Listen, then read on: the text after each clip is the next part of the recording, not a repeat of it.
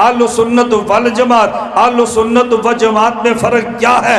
میں نے کہا میں فرق میں قرآن پڑھنے لگو، تجھے قرآن سے دلیل دوں گا۔ قرآن کریم میں ہے فَعْلَمْ أَنَّهُ لَا إِلَٰهَ إِلَّا اللَّهُ، تم روزانہ کلمہ پڑھتے ہو لا الہ الا اللہ، لا کے بعد الہ ہے، اللہ کے بعد بھی الہ ہے، لیکن لا کے بعد الہ وہ ہے جس پر الف لام نہیں ہے، اللہ کے بعد الہ وہ ہے جس پر الف لام ہے۔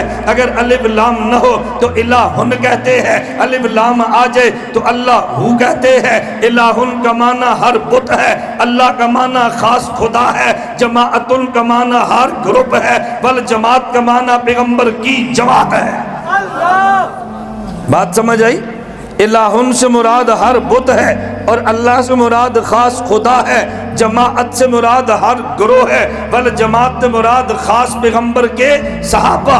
اہل سنت والجماعت کا معنی ہم نے سنت میں نبی کی طرف نسبت کی ہے، حضور دین کامل کو دینے والے ہیں، اور والجماعت کا معنی پیغمبر سے دین کو لے کے آگے دین کو پھیلانے والے ہیں۔